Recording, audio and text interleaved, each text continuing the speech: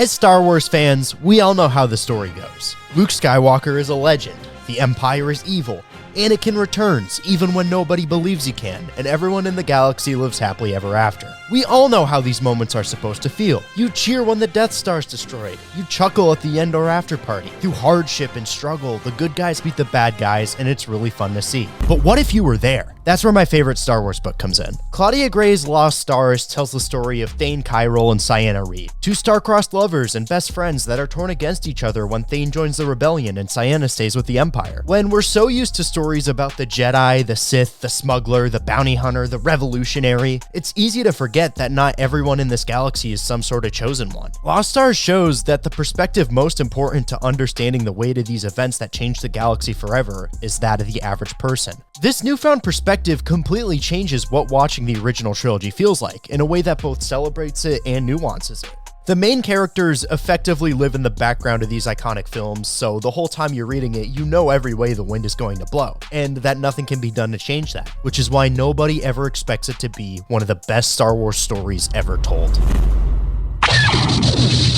Regardless of how long you've been a Star Wars fan, you know for a fact that the Empire is evil. When you think of all the oppression, death, and utter atrocity this bureaucracy bestowed upon the galaxy, you won't think twice about any moral implications that come from heroes killing stormtroopers, officers, or TIE pilots in any Star Wars story. Lost Stars challenges this interpretation, but not in a way that softens the Empire. Claudia Gray makes a realistic observation that gives the Empire more complexity than it's ever had before. In a galaxy of trillions, there has to be some kind of midpoint between heroic revolutionary and fascist murder drone. What happens if a genuinely kind-hearted person was brainwashed by propaganda, worked for the Empire, and never knew that wasn't the only way?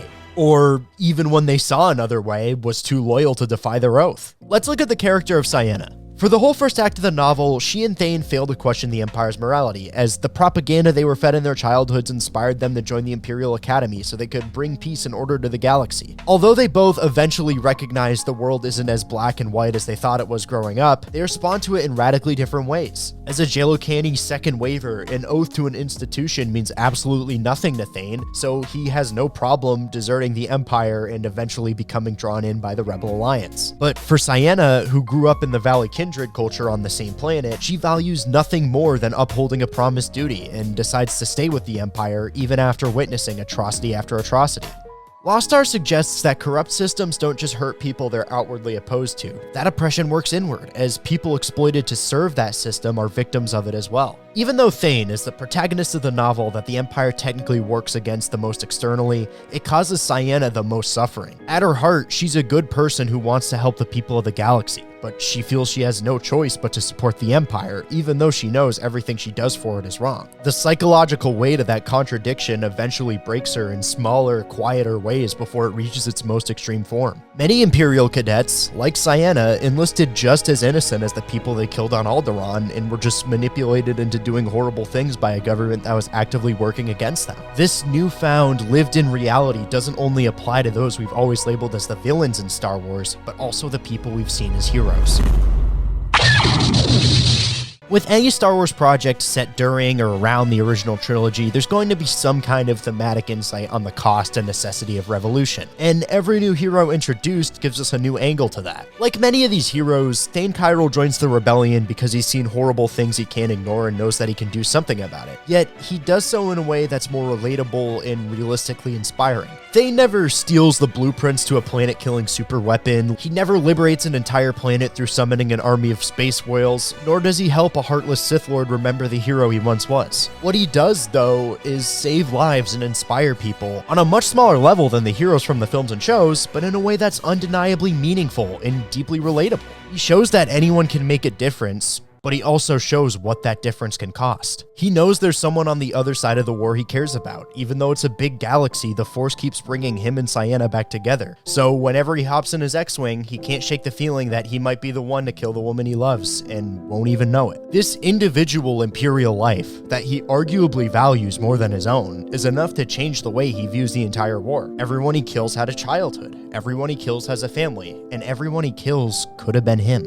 For the rebellion, every victory comes at a cost. Not just the loss of the people you fight alongside who burn their lives for a sunrise they'll never see, but the people you fight against who don't believe there's a sunrise to look out for. Claudia Gray uses the Empire to depict how systems can damage people, and she uses the rebellion to show how action can do the same thing. But she uses the dynamic between the two main characters to show there's something in the galaxy strong enough to survive both.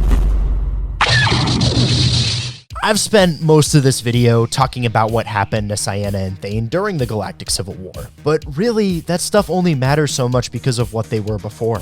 Innocent. Just two kids on a backwater world in the Outer Rim who wanted nothing more than to fly the coolest ships in the galaxy and go on all these amazing adventures together. That's all Anakin wanted. That's all Luke wanted. And that's all that most of us want. Infinite memories with your best friend in a galaxy full of wonder. Once the war starts, they spend majority of this book in conflict on complete other corners of the galaxy and only interacting in cases when they're on opposite ends of the battlefield. But there's one moment after the Battle of Hoth that isn't like that. When Ciena's mother is wrongly accused of a crime she didn't commit and none of the other Valley kindred show up to defend her honor, Thane breaks away from the rebel fleet, ignoring his opposition to Ciena and standing by her family when no one else will. It's during this visit they take Thane's old airspeeder out for a flight, just like they did when they were kids. It's in that fleeting moment that there is no war splitting the galaxy in half, just two people who are the same kids they were when they met. The same kids who saw the galaxy as a place of endless opportunity, who knew each other as well as they knew themselves, who thought they'd stand by each other forever and nothing could ever change that. But then they land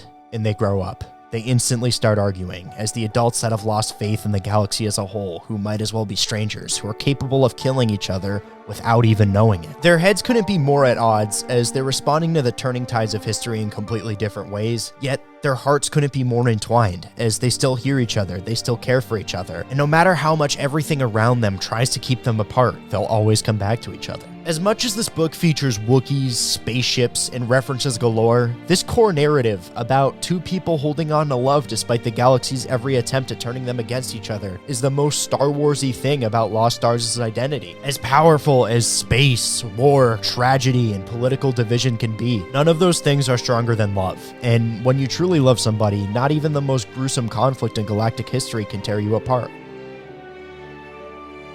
There's so much more about this book I could break down, like how the corruption of Nash's character makes the destruction of Alderaan even more tragic, or the climactic reunion between Thane and Ciena at the Battle of Jakku that flows into what might just be my favorite moment in all of Star Wars. But this book deserves to be read, not recapped, so I urge you to check it out for yourself, starting with the prose novel, then checking out the manga adaptation if you're curious, which is currently being uploaded to Webtoon, by the way. Ever since I first read Lost Stars in the 7th grade, it's changed how I've seen the whole original trilogy, making me love some of my favorite films even more than I already did. And that's why I opened this book. I thought it would be cool to see this story from a grounded point of view, and I was right. But it stayed with me, because Thane and Ciena taught me something about never relenting and following your values, and standing by your loved ones even when everyone tells you you're crazy. The original trilogy treats the Galactic Civil War as mythology. Lost Stars treats it as history. History that we all witnessed and refused to let break us.